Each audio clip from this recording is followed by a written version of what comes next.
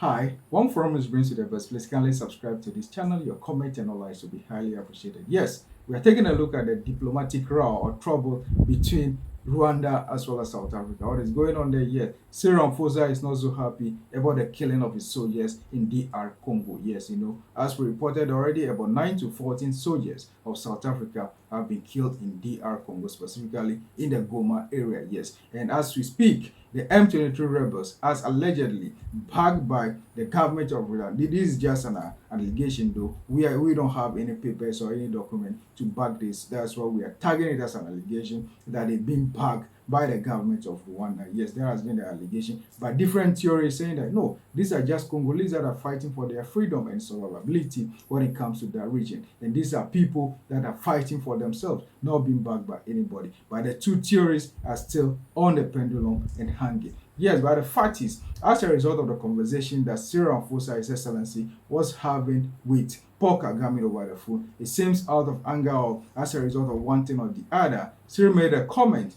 that if care is not taken or if things are not done properly and the people are not withdrawn, I'm talking about the M23 rebels, they will be forced to use maximum force. So I'm trying to paraphrase, I'm not quoting verbatim. They may do something that may escalate the whole thing. And now Paul Kagame, His Excellency, know him already. He's a man of his words and he's a very strong man. He's been in this game for so long. He's saying that yes, if it's about war or fighting, he's ready for whatever it is that they want to do. So nobody can bully or threaten him about things like that.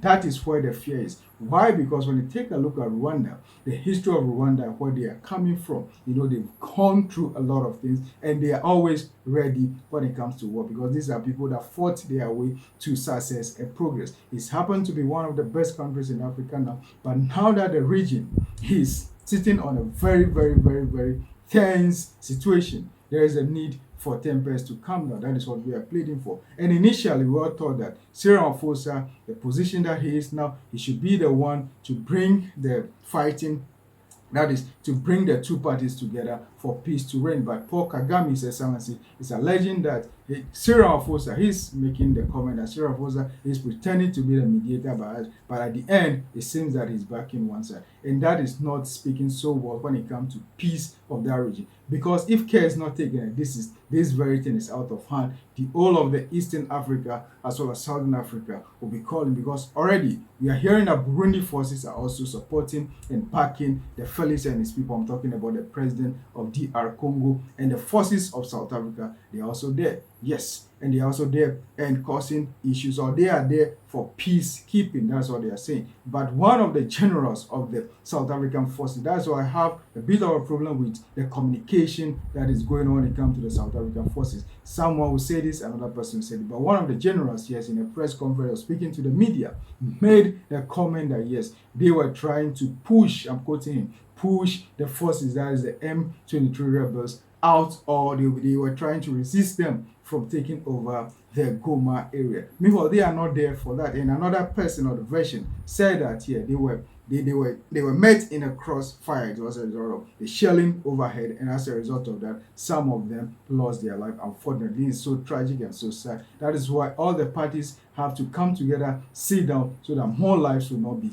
lost before the solution is resolved. Now, taking a look at Paul Kagame and saying something that would be like a threat to him. This is a man that was born in 1957. He's been around for so long. He was born and he was young. He was born in Rwanda, but he was young as a result of one thing or the other. They fled to exile in Uganda. They spent most of their life in Uganda. I'm talking about the young life of his. And they formed groups here to be able to protect themselves. They fought in Uganda and they even helped President Museveni, I'm talking about His Excellency President Museveni, to take over power, to push out Idi Amin, and he is the president now as we speak. So this is the guy that this is the man, the great man that we are talking about, and he formed the Rwanda Patriotic Front, where they fought or their way through. In 1994, they were very instrumental in bringing peace when it comes to the genocide that happened. That was as a result of the then president died in a plane crash. Some are saying he was assassinated, but it was, what we know for a fact is, it was a plane crash, and some people have been fingered or accused of being, I'm talking about Juvenal Habyarimana. Yeah, he happened to be the president, but sadly, he died in 1994 before things were calmed down and the genocide ended successfully, and Paul Kagame and his group took over. This is a man that even trained in the United States of America. He's a soldier, he's a general, he trained at the highest level. I'm talking about US Army. That's where he trained, and he's been around in all his life. He's the man that even allegedly helped the fighting of Kagame. I'm talking about not Kagame, I'm talking about the great guy, Laurent Kabila. Yeah, that's the senior Kabila, when he was trying to take over from Mobutu Sese Seko. Yes, so that tells you that this is a guy that I've seen it all when it comes to war. That is why there is no need for South Africa to be threatening such a man. You know, on paper, South Africa can have all the accoutrements when it comes to the military, the Air Force or whatever it is. They may have the upper hand, but you know, it's very difficult for you to know what your opponent is having. You know, Rwanda have been in this game for so long, and they also have their allies. Yes, they have people that protect them and support them. So they shouldn't look at it that this is just a Rwanda that they are facing. Yes, that shouldn't be the case. That's why they should be able to find a very